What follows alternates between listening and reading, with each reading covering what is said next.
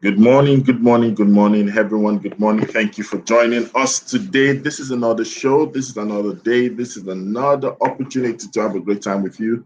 If you just joined us, this is the Good Morning Education Show. We're streaming from Lagos to Nigeria to Africa, of course, from West Africa and to the entire world. My name is Rotimi Itaya, and I'd like to welcome you to Good Morning Education Show. We have this show Mondays all through to Fridays, 8 a.m. to 9 a.m. We're always there. And we always have fantastic time together with you. We have analysts, we have experts who share their views, their exposure, their experiences, their thoughts about the matter of the day. And of course, we take on questions from you and contributions from our audience and comments from all our well wishers. And of course, for those who always join us for the first time, please do not hesitate to tell us that this is your first time because we have what we call the bell of blessing. The bell of blessing is for you, and then we ring that bell of blessing to you. Mind you, this is the best thing in the world of education because we have fantastic analysts and experts from across the world, from Lagos, Nigeria to different parts of the world. We have from the US, we have from the UAE, we have fantastic people, guests and friends who always feature themselves on the show to make it a great chance. So you will learn, you will share, and then of course you end. We have a special topic that I'm itchy to talk to you about. And trust me, you don't want to miss it. It's not something we've done before, but I'm sure you gain something out of it today. So let me just welcome one of our analysts, Dr. Omotola the Great. The Great is not her surname, but it qualifies the kind of person she is. Good morning, Dr. Omotola. How are you today? Good morning, President Rotimi. I am fine, and you? Glad to be back on the show. You, you want to make me a president? Okay, if you say so. Yes, now you're already a president. It's not making you. Uh, You've already attained it. okay, thank you very much for believing in me. Yeah, so we have that, and then of course we have Folu Faladu over Good there. morning, Hey, good Fee. morning. Good morning, Omotola, and it's good to have you back. Good morning. I'm tempted to go Omotola's way and say President to me, but no, I'll stick with Prophet Itaya. Good morning.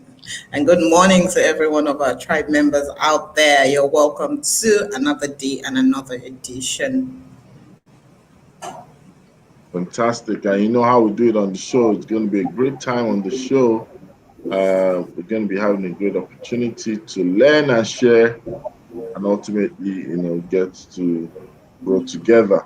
And on the show today, we have a very interesting conversation, that I believe that will help people out there who pretty much are looking for something to glean about. Um, I believe that they will learn something new today. Hopefully, as we take on the news, I'm sure Fee is having her fingers crossed.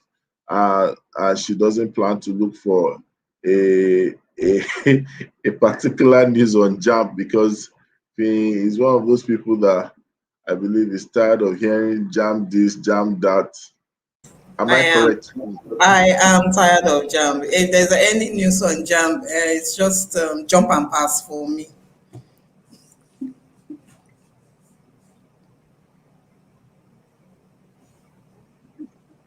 Let me start with the different in the conversation.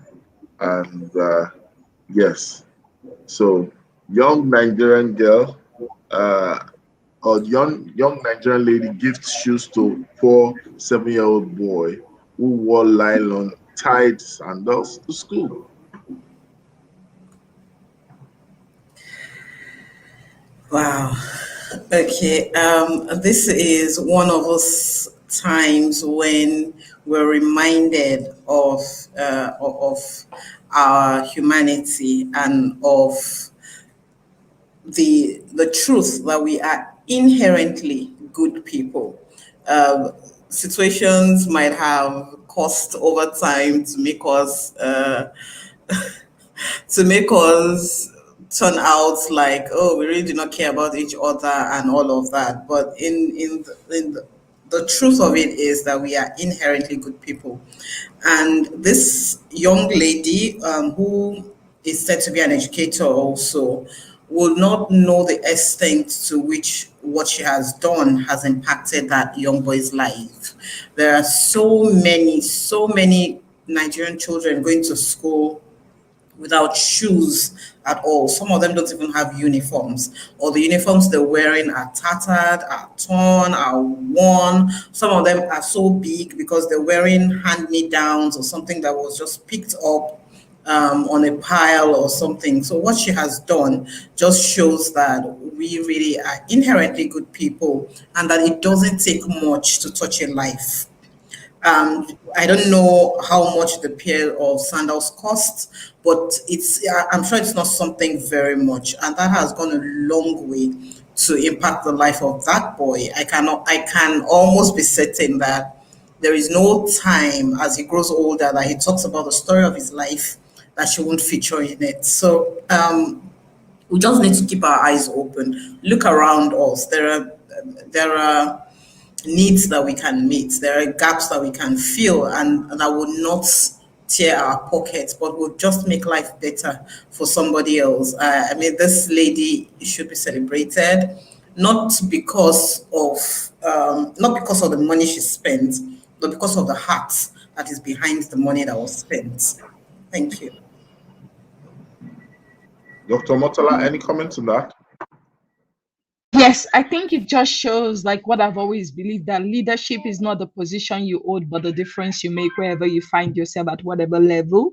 So she could have chosen to ignore it. I'm sure so many people saw this boy over and over again for semesters, days, months. And it's like the story of the Good Samaritan. It's almost like parallel to it in the Bible. I know this was not life and death, but it's life and death in its sense as well. But like by her doing that and choosing to care, choosing to take up that responsibility and that and influencing, with which is what leadership is. She is better than most of our leaders put together. So yes, I agree with Finn that she I applaud her, and I'm so grateful that she saw the need and she felt it, and she didn't wait for somebody to do it, but she stepped up for those kids as well. So way to go. I think we need to use that opportunity to call on Piros, Piros Food Shop, because they've actually identified with us on the show and they make footwears. I think that it won't be bad for them to look into a project like this for people who probably have challenges. Finn, what do you think? Yes, I think it's a good one. There are sometimes that we just do things for the sake of just for humanity. So yes, I think it's a good one to have maybe a collaboration with Puros, or to have Puros do that as CSR, whichever way, it will be a good one. All right. So we have another news that says Super TV CEO dismissed trending Chidima video. It's fake, right? Police tell Nigerians. This is almost like a follow-up to the trending video that we're having on this case. Yeah, you want to say something on that?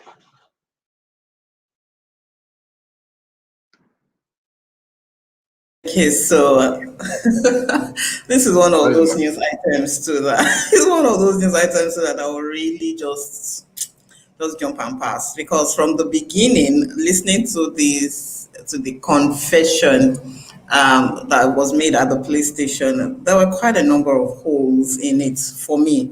Just looking at it like that, listening, looking at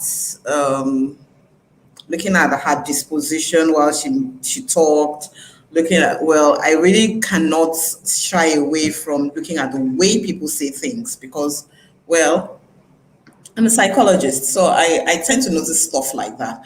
And then looking at the way, look at the build, there was just a lot of holes that I could pick in that. And maybe this is one thing. I saw a news item sometime, I think over the weekend, where some people are pushing for the police to stop parading suspects. It could be the beginning for the police to see that, look, there is no need to parade suspect until you have something really strong on them. Don't put them out there. So yes, they say there was a confession to the police, and then she did another video that said, well, she didn't do it. Well, it is still the work of the police to tell us what is and what is not. It's their job to do the investigation and come up with the reports. So for them to say dismiss the video, we could as well dismiss the video that came, the confession video, because as far as we know right now, as citizens, we don't know what the truth is. So I would just say that the police should face up to their work and stop trying to direct our minds and what to believe. Just face up, do what you're supposed to do, and let us know the truth. Come out with the results of your investigation, and then we know what to ignore and what to believe.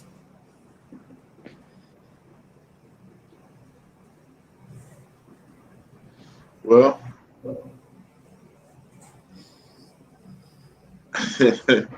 this was if my comments are in order, they need to slap the police officers involved in this case.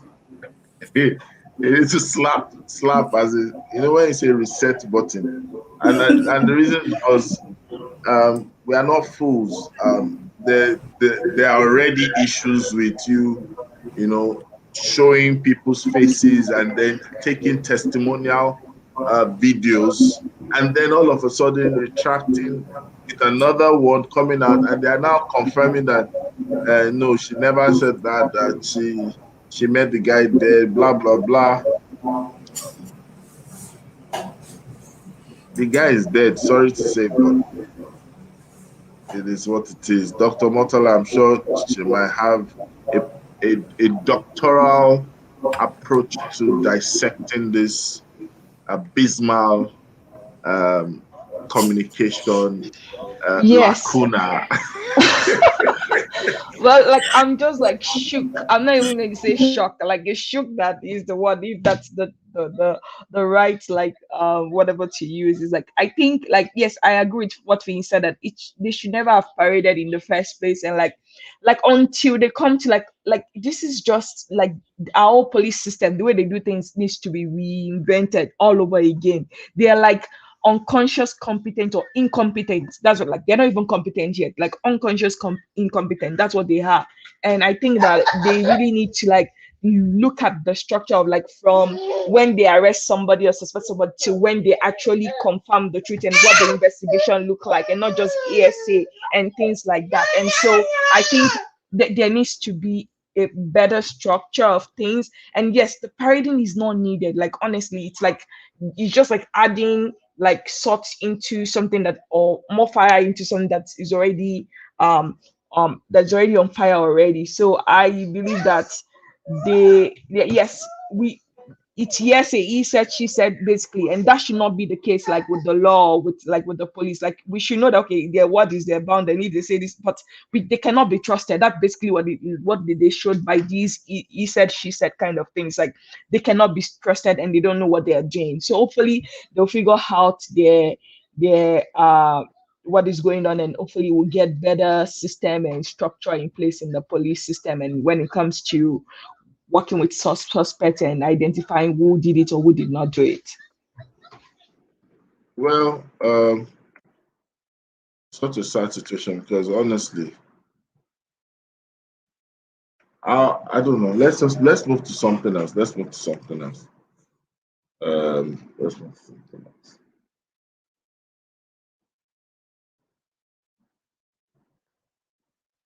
Prada Uzodinma launches scholarship grant in Bayes University.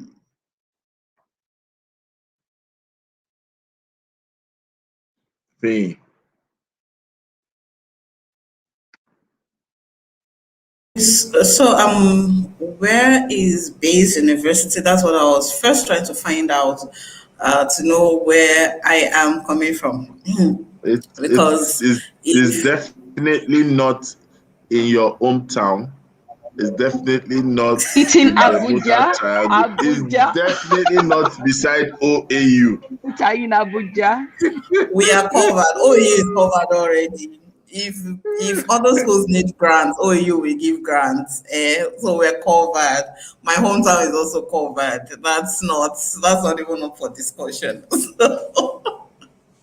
Okay, thank you, Motala. I said based universities in Abuja. So, well, launching scholarship grants, good. Anything that helps humanity, good. That's my submission.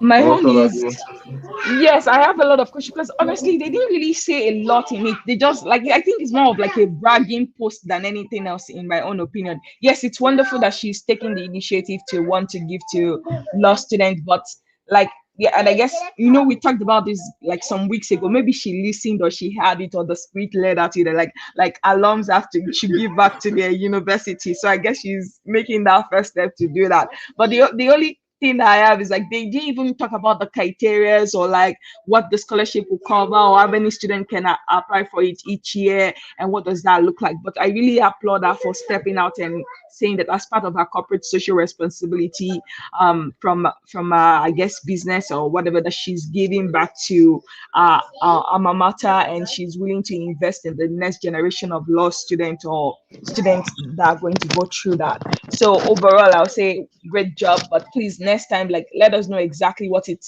entails, because I actually went to Google the school and they are saying that, oh, this school does not offer scholarship as of now.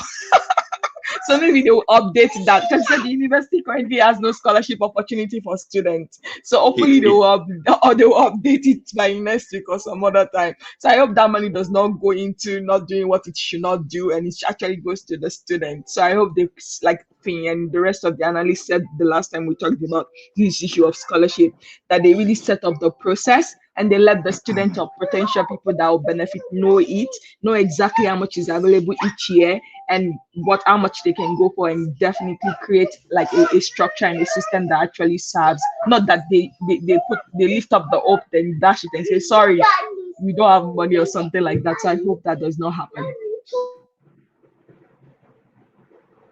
Okay. Welcome, Olushola Olumide, to the show. Good morning, sir. Thank you for joining us today. Good morning. It is my pleasure being here once again. Good morning. Good to have you. Good morning, our executive analysts. This executive is bringing on board this morning. I hope I'm safe. You're very safe. Great. All right. So we have Emefiele urges varsities to focus on entrepreneurship development. That's the CBN governor. Finally, after how many years? Like, I am just like, sorry that I'm jumping, because this is my area of specialty and interest. I'm like, I'm glad that they're finally waking up to it. But I'm like, like, it took you to 2021 to finally want to urge people to address it. Like, that was all what my dissertation was on, the role of entrepreneurship, technical and vocational education in solving youth unemployment in Nigeria and across Africa. So I'm really glad that they are taking it seriously. But the question is, are they going to provide what it takes to make it happen? Is there enough for them to urge?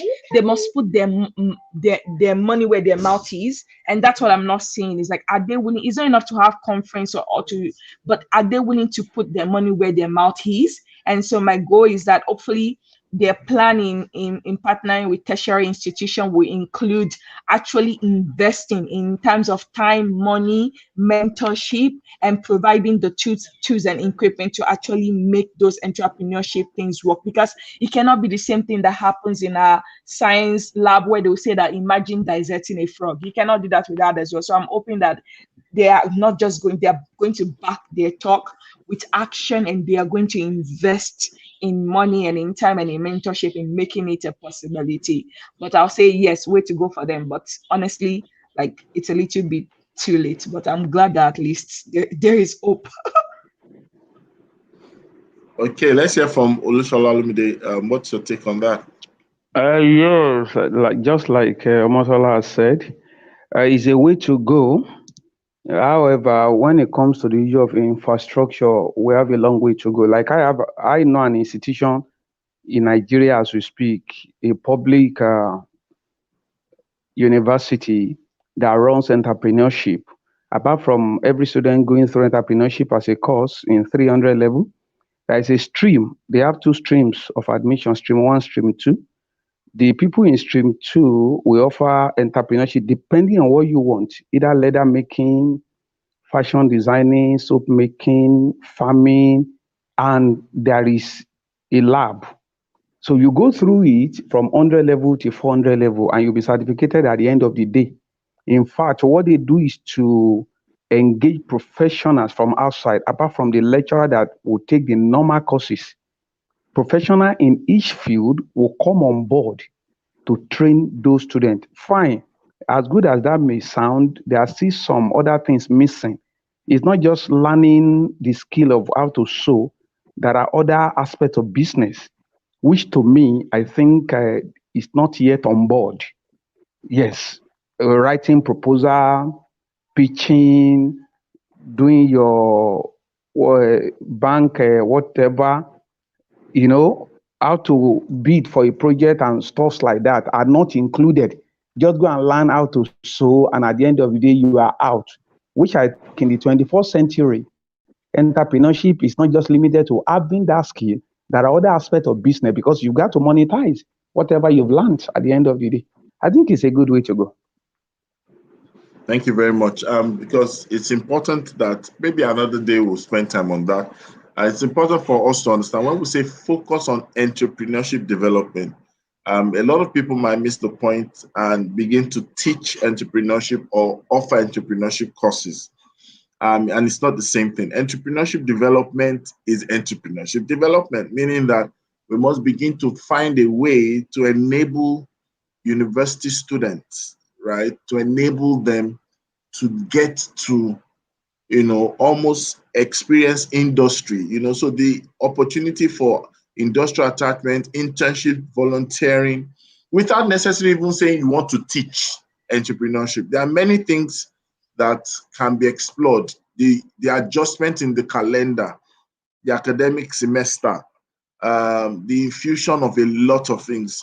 These things are very important, So a lot of people think, oh, next thing, start changing, adding faculty, creating departments. All of it is just for admission. All right. So at this point in time, I think let's just go to the conversation of the day. Let's go to the conversation of the day. We have why are you laughing? Why are we skipping this one now? What do you want to do? They spent 9 billion on research. 9 billion naira on research, and I don't believe have not come up with anything. So I don't believe. I'm like, what the Jesus? That how come we didn't know about it until after they finished spending the money? I'm like, these people are not serious. So they are very, very not. Yes. The grant for the day. Okay. So the grant for today is from the. You want to say something? Go ahead. Yes. Hello. Yes, go ahead. Sorry for interrupting Dr. Motola there. Please, I think the headline is not sufficient, we don't have the full gist. Now, spending money on research or spending money on researchers. Take, for example, why I came in like that is this. TED Fund spends a whole lot sending lecturers overseas to study. If that is what they meant by research, I will tell you they'll spend that 9 billion. My reason is this. I work with a tertiary institution, and I have a first-hand information when it comes to lecturer being sent overseas majorly for PhD. And you can see one single lecturer having a grant of about 50-something million, some about 85 million, just one person, either to go to the UK or go to the US or go to Malaysia or wherever. Malaysia. Once you've been given the PhD admission and you have your proposal and what have you, when you file your whatever through your third fund desk officer in your institution to third fund office in Abuja, they look at it critically. And I can tell you, and it's a single institution having beneficiary that amounts to about 500 million, about 1 billion. Yes, just one. That is one tertiary institution that I know too well. So that's why I said, if it is about the research all around, that may not be. But if it comes to spending on the lecturers to go overseas in order to back their PhD, well, that can also come under research or whatever they call it. I can tell you categorically they are spending 9 billion. Thank you for that insight. But I still think they need to, it cannot just be one stream, because that's not the best stream that produced the most innovative. And at the end of the day, you are right. You're not even hearing about them. They're not doing like conference to bring them together to share what they did in their PhD program, or the result they got, or how they're going to use that for the continent or for the country or for their areas of in their industry and things like that. And so I think that is a terrible way to like waste 9 billion on just that alone and not producing on that alone. Yes, you are but right. I think they need to open up different streams. They need to have ones for student researcher collaboration between students and professors already that have their PhD, or like, and it should not just be about tuition funding and like. But anyways, let's just go to the grant of the day, because I can't go on and on. No problem. Jesus. Okay, I remember I saw one of my lecturers in Malaysia, and it was also a product of TED Fund. The conference I went to in Malaysia. In fact, I'm sure he had a repentant heart. By the time I disclosed my identity, it was one of those people that showed us hell when we were in school. And to now see that he was actually assigned to take us around on a tour. So it was like a tour guide. Humble. It was that, oh, yes, sir. You know, even though he knew that I was younger, but you know that the from the entourage and everything, we had this executive treatment. So I told him at the last, the day before I left Malaysia, so that everything will be fine. I said, I told him, I said, I know you. I said, how do you mean? I said, I know you very well. He said, explain. I said, do you know so? He said, yeah, oh, you have lecturer friends. I said, no, I was your student. And I saw in his eyes that, wow, this is a small world. I think it's good you brought the matter up. I can relate very well. Oh my goodness. Okay, Dr. Watala, to you. Yeah, so the grant today is from the U.S. Department of State. So it's under the Secretary for Public Diplomacy and Public Affairs. The deadline is July 30th, 2021. If you cannot make this deadline, another one will come up next year in February, but you still have time. So you can definitely put something in. The lowest amount you can request for is $5,000, and the highest floor is $50,000. You can use it in the field of work for youth development, leadership, tutoring, mentoring, teacher development, training, civic leadership development, government accountability and transparency, civic engagement and education, economic rights, justice, STEM, and counter-terrorism, internet or media freedom, like the way that they banned Twitter.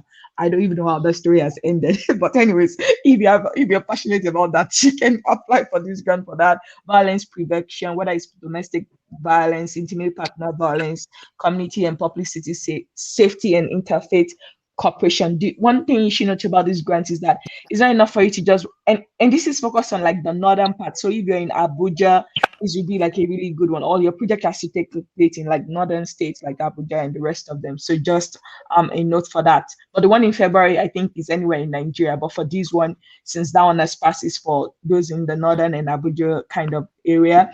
And also note that they want you to also like have in your proposal, like how does he relate to like US interest in Nigeria. So you have to figure out the way to like say, okay, this is why I'm doing this project and this is how it can benefit both countries or make our relationship better in a way. So, and then individuals can apply, nonprofits can apply as well. You can use it to fund like project, program, education, or outreach training, or capacity building, or even for a conference. And yes, the location of the project is like in Nigeria, and you can check out the website and download the what proposal information to read more about it. Thank you.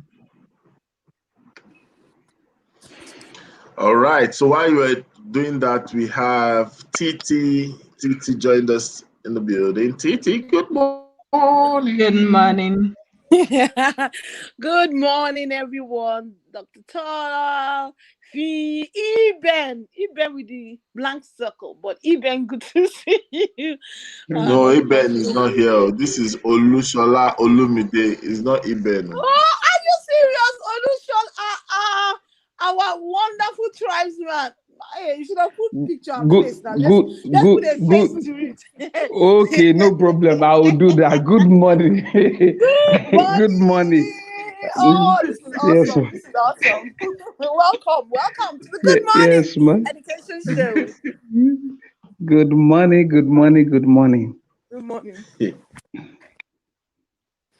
If someone does not know Titi very well, someone will say that Titi used to do drug abuse.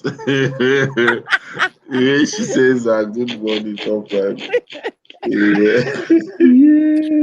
All right. Don't worry. So today we're going to be having a very interesting conversation. Yeah.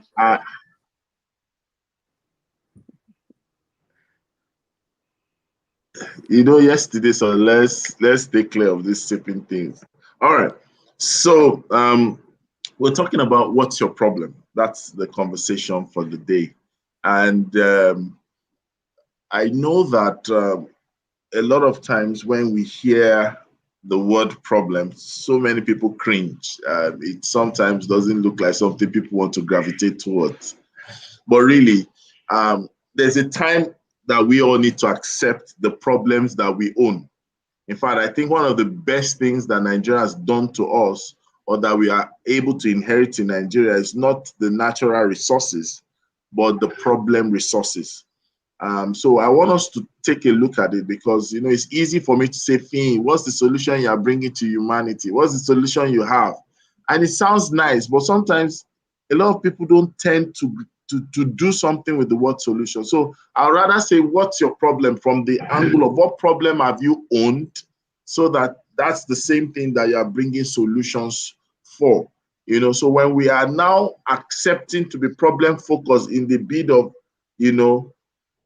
accepting that, it's just like, Omotola, what's your problem? Rotimi, what's your problem? My problem is getting to identify people to face their fears, manage their fears, conquer their fears. That's my problem. That is my problem. I'm happy about that problem. My problem is to see people become a better version of themselves, finding full expression, and being strategic about their pursuit. That's my problem. My problem is to be able to raise a number of educators out of the quagmire of what we find ourselves, and to become trailblazers and industry shapers. That's my problem. So, Titi, Olushola Olumide, Fee, Omotola, what's your problem? So let's start with you, Fee. What's your problem? It's not an insult, actually. My problem is ensuring that the world is a conducive environment for children, particularly children who do not have the access or the luxury of having maybe influential parents or rich parents, or children like we highlighted this morning, who go to school barefooted, or who go to school, who are not even in school at all. My problem is ensuring that children who are labeled as bad learners, as slow learners, as non-learners, as troublesome, are able to get help, are helped, and are turned out as productive members of the society. My problem is ensuring that children are safe and that they are kept, that their innocence is not taken away from them. They're allowed to have the childhood and transit into adulthood. Those are my problems. You have a lot of problems. Titi, what's your problem? Let's ask Titi. Titi, what's your problem? My first problem is that we are sending children to school who are finishing primary school and still don't know how to read. So that's my problem. My problem is that we live in a digital world, but we are, grooming children in schools that don't know how to use technology. That's my problem. My problem is that we are grooming children who use technology, but all they see of technology is how to be consumers rather than how to be producers. My problem is that people are using technology, but they're just using them without thinking of how they can use them to solve problems, how they can leverage on them. That's my problem. My problem is that we are breeding a set of graduates from school who can't think, who can't create, who don't add value. That's my problem. My problem is that, people are coming out where school education is meant to give them the skills for future and for life. They're coming out with zero skills. That's my problem. My problem is that we place too much emphasis on university education, such that people come out and think once they have a degree that all their problems are solved, but they come out to years and years of unemployment. And they just sit down not doing anything because they haven't been taught to do anything. That's my problem. My problem is people are not promoting vocational skills and they're not placing a premium on it. So people do it as a last minute resort rather than something that they should actively pursue to be able to give them a future and even a career outside of blue collar careers. That's my problem. I think let me stop there. Yeah, thank you so much. Dr. Motola, what's your doctoral problem? I was just typing it in the chat that our problems are similar to what she just said. So for me, like all of what Professor Titi said, and then my own addition is like my problem is I am hoping to help harness the greatest potential in youth, and also like changing the education system for good, not just using rote memorization and outdated ways of teaching and training and thinking and perception and attitude towards that. My problem is about leadership, how our leadership is so rotten to the core, and how we need to build and train and empower and position and prepare and propel, empower more youthful leaders who are going to do better, who are going to break barriers and ignite possibility. My problem is with the way that technical and vocational education has been put on the sideline and seen as something that is not worthwhile and useful. But I know that it is a powerful tool that can change life, that can reduce youth unemployment, not just in Nigeria, but across Africa. And if we can just really harness it and use it for our good. My problem is hunger and children living on the street and not having access to education. I know Nigeria has the highest number of out of school children, and I'm sure the number is even underreported, even though they said it's over 10 million now, and that's before COVID-19 happened as well. And so trying to figure out how can we meet them where they are at. I don't think we necessarily have to put them in the schools that are not even effective and useful in the first place, but how can we go meet them where they are? So my problem is creating mobile schools where we feed them, where we train them, where we teach them the skills they need to survive, not just on the street, but to be able to build a better future for themselves. My problem is also about governance and structure and system in Nigeria, and hoping that one day we'll get it right. Thank you so much.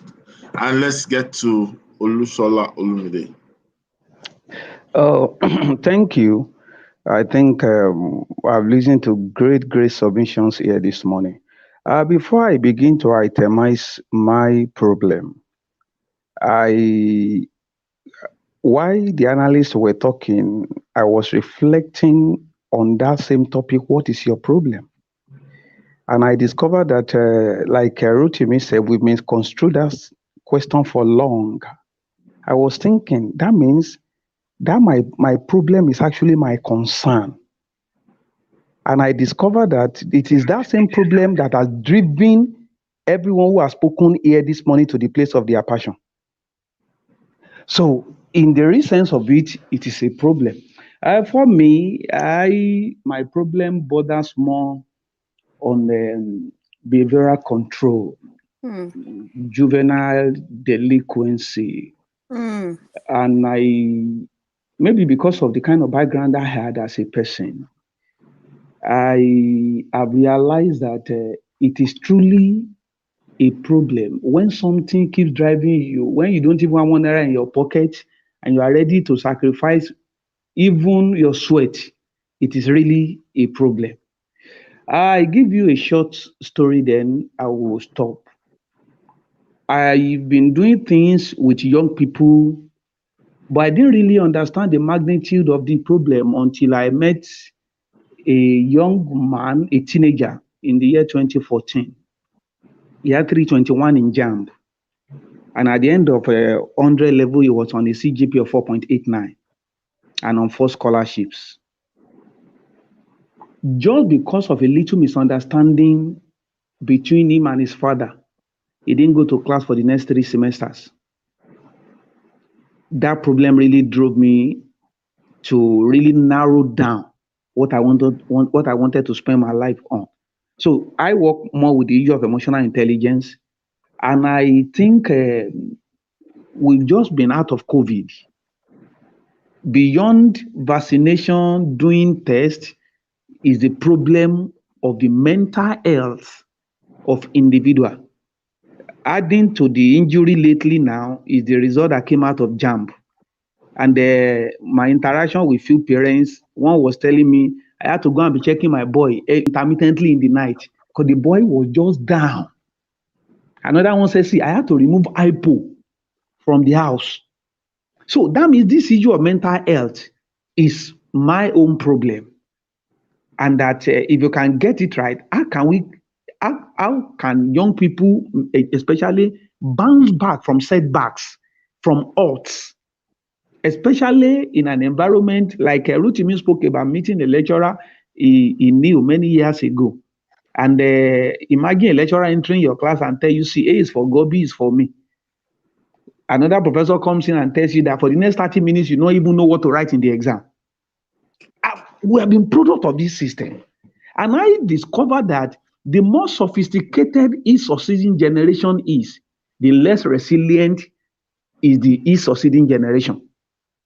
So my problem more is on the issue of this behavioral control, mental health, so that we don't keep recording the cases of suicide here and there. Some wouldn't commit physical suicide, but they just turn off from every other person just on their own. Parents don't understand children. I think that is my own problem. Thank you very much.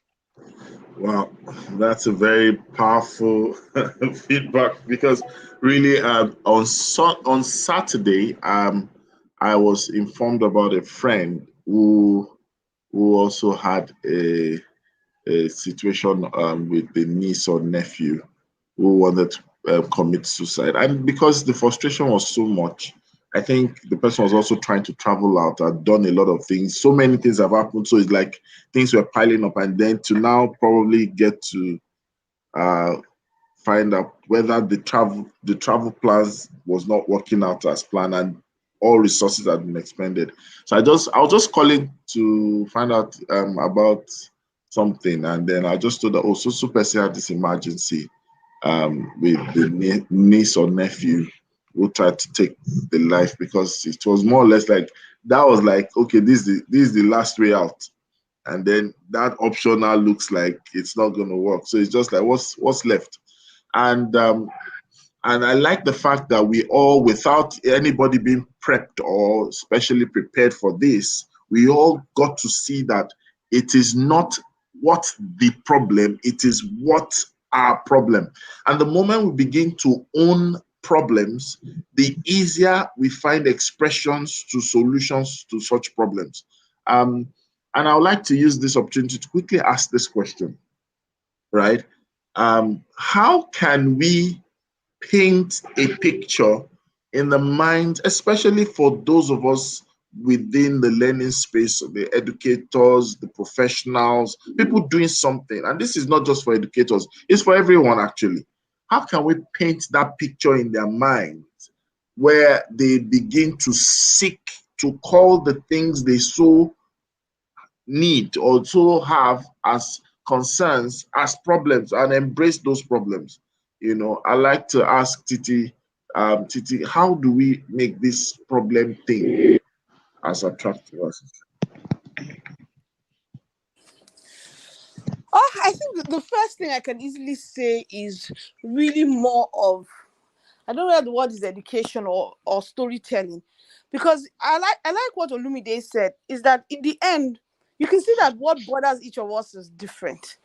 And those things are usually, I don't want to say God-given, so to speak, but they are kind of God-given, whereby the things it's not, everybody's not meant to solve one problem. Each of us are given different problems to solve. That's why you see that there's some things that you are very passionate about, and then there's some other things that you're not passionate about. Why people can be talking about NEPA, you're not as passionate as in when it comes to a particular area. So I think it's really about us talking about the narrative of changing your problems into, being an advocate and solving problems, because all of us, must chase the place where our passions are. And we all need to hear the stories of how people, in their own little ways, it's not till you form a company or you start an organization that you can start, to do something. So there's some people that they are very passionate about government. You see them. I have a friend, anywhere she goes, she must end by saying, please get your PCV and let's vote. So you can see that each person. So I think it's just the fact that we need to move from the state of complaining to the state of doing. And that's really the message that we need to be saying. Okay, whatever it is that you complain about, do something about it. Whatever it is that you're passionate about, move from complaining. So move from what's your problem to, okay, let me start to do something in my own sphere of influence. And I think that's really where we need to go. We don't talk a lot like that here. In Nigeria, we only talk about how to complain. It's our passion, complaining. What's your problem? Yeah, we know how to point it out. So I think it's about changing that narrative to, instead of just saying this is the problem, be, how it is, be the change you want to see, be the solution you want to see. Start in your own small area of doing and say, okay, this is why this problem, if we do 1, 2, 3 things, then it will change. But I will start by doing one. And then if one person does one, another person does one, things will change. It's also that thing of changing from waiting for government, because I think that's also another thing. We just feel that the problem can only be solved by government. But the more we change that narrative to the fact that we as individuals in our own little way can solve, take one problem and solve. Maybe that's what we should be saying. Take one problem and solve. Take one problem and solve. Okay, back to you, Rotimi. Thank you very much. It just reminds me of what happened to a very popular Nigerian who is a popular consultant and also a lecturer in South Africa. He encountered some resistance in one of the conferences he was to speak. So before his session, a lot of people were taking jabs. Even the MC was taking jabs at Nigeria, talking about, how people could make fun of the country, the power situation. So many things not working in Nigeria that Nigerians have to run away from their country to South Africa, blah, blah, blah. So it was so disheartening, and it was his turn to speak, and then he stood up and said, thank you everyone for the comments made on Nigeria. And he said that, he mentioned the role Nigeria played in South Africa's struggle for appetite and the likes. And he said it's true that Nigeria has a lot of problems. In fact, for all the problems that they've mentioned, that's why he now started showing the wealth that people had made as an answer and as a dealing to our problem. It's because of our problem that a DSTV could come up. It is because of our problem that a ShopRite could emerge. You understand? We had the problem of supermarkets, and then ShopRite was able to rake in millions and contribute back to their GDP. By the time he listed, it chronicled about 14 things that we would naturally curse or yap Nigeria about, but eventually it was more like this was the gold that you people saw. If we didn't have this problem, you guys won't, and this is why your country somehow developed, because your people came to fleece on our problem and then brought back gold to their country. And then he turned back to the Nigerians there and said, Nigerians, it's time for us to stop complaining about the problem and understand that our problem is gold in disguise. And this is really what I want to say to us this morning and educators out there, that every problem that you see is wrong with us. Every lack that we have in this country, they are shouting to us, but we are playing deaf ears. They are saying that, look at me, hear me out. There's big time abundance. There was a time MTN said something. They said Nigeria is a country where you plant a seed and reap 300% return. It didn't say 100%. It said 300%. So there's something they are saying that we are not seeing, obviously. So I think that it's time that even when we look at education, the problem that we have, either with our content, with our curriculum, with our educators, with our government, with our regulators, all these problems, they are gold in disguise. And I know we have a lot to say, but I think that we should just try to drop cutting on the show today by asking each analyst to say, now that we know that the problems really should be owned and really taken to a place of passion, right? How do we maintain that consistency? Because sometimes the road might not be that smooth.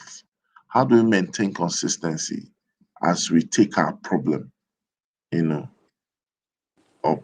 So let's start with Dr. Motola. We'll go to Fee. We'll come to Olumide. So for me, I always like to go within before I go outside.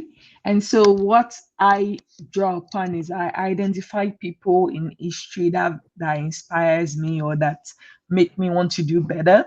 So I have what I call my fabulous five mentors. You can create your own, whether dead or alive. So mine had Jesus, Mother Teresa, Gandhi, Nelson Mandela, Martin Luther King Jr. So those five people, when I look at their life, and so that's what keeps me going. It's like, what would Jesus do? What would Mother Teresa do? What would Gandhi do? How, like, and then I ask them question. Like, I act as if they are alive and well with me, and we're sitting on the table. I was like, okay, Nelson Mandela, how can you stay in jail for 28 years? Like, what? Like, I need your courage. I need your belief system. I'll ask Mother Teresa, how can you give up all the wealth in this world to go live with the poorest of the poorest, the people that most people have discarded and things like that? And so through that process, and I read a lot of their bibliography, every movie, every book on them, I watch it and I just encourage myself. And so by encouraging myself, and remember, if these people can do it, if these people can make this change happen, if the dreams that they have can outlive them now and they make it happen, then I also have to be patient with the process. And I have to remember that it's not about, and then remembering that Bible verse that says, sometimes you plant, somebody else water, somebody else harvest. So I don't have to think that it must happen in my lifetime. Even if it doesn't happen in my lifetime, I should do my own part right now, whether it's planting that I'm assigned to, or watering, or fertilizing, or weeding, or pruning, whatever job I'm assigned to, I should do it well, so that the next person that will take on the baton will know that they don't have to do my own work that I needed to do. And so that's how I keep sane and I keep going despite the setback or the shortcomings, whether internally or externally, whether the one that I caused myself or other people caused, in just not relenting and giving up. And then another thing that I came up with is like what I call like the bar of faith, which is like the B stand for believe. So first and foremost, you have to really believe that you are made to do great things and that you can definitely make change happen. Then act on that belief, act as if it's already done, and then receive it. So yes. Thank you very much. Fee, very quickly. What keeps me going? Focus. What keeps me going? My why. What keeps me going? The reason that I'm in it. It's not about being known. Yes, it's good to be known and acknowledged for what you do, but that's not the main reason why I do what I do, why I get involved with children and get involved in solving my problems. What keeps me going, why I do not lose focus is, why am I doing this in the first place? It's more about the love of children that I have not even met, but that have this problem, or that would have this problem. And I would say that for anyone to be able to solve their problems, to come up with solutions and be able to stick with it, is keep your why before you. Thank you very much. And then Olumide Shola. Thank you very much for all you've said. I want to look at it from this angle, why we need to just continue. You know, in research, they will ask you to state statement of problem. Because if you cannot define the problem, you cannot bring solution to bear. So that goes a long way. And of course, we shouldn't relent, like you just said, whether people appreciate it or not, because at times people don't even know they have problems too that need solution. So when you approach them, the resistance may be there. However, when you keep focusing on your why, I think it goes a long way. Not necessarily for popularity, not necessarily for money, which at the end of the day, those things will come because we are creating values. So I think we should stick at it and not just be here and there. Be a man to be single-minded and a man of one purpose. Thank you very much. Thank you. And Titi, could you wrap up with your parting shots, Titi? Sorry, for me, it's two things. The first is stay focused, and the second is expect bumps on the road. Expect bumps on the road.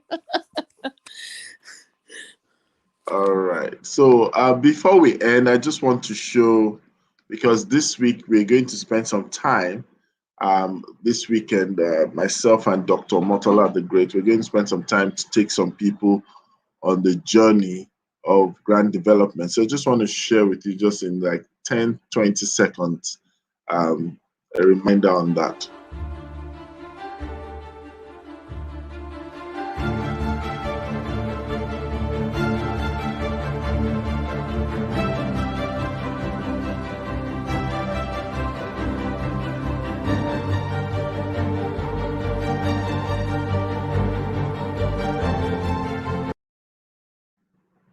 All right, so Saturday, 17th of July, we will be having the Grand Development webinar. And I believe that it's going to be a great time for those who are yet to register. Please do register. It's going to be fantastic. It's going to be a time where you learn how to push your business, push your pursuit, push your initiative, push your projects, experience alternative funding options, and of course, seek opportunities to win support and alliances across borders. And Dr. Motola is ready. I believe I am ready, and I'm sure, Yes, I hope I am. every other person is ready. Yeah, fantastic. So on that note, we will be ending the show today. Please own your problem, look for problems, get more problems, solve the problems. Thank you. And as we end the show, we know that Fee will fight us if we don't share our favorite part of the show. So, ladies and gentlemen, That's my problem. Boys and girls in Africa and outside Africa, we have one thing to say to you. At the count of 2, 1, 2. It's always a great morning Great morning on the on Good the Good Morning Morning Good Morning Education Education Show. Show.